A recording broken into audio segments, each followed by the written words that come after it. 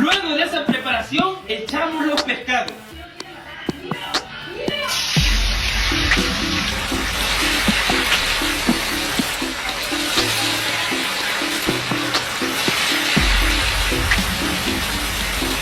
Luego dejamos cocinar por 5 minutos.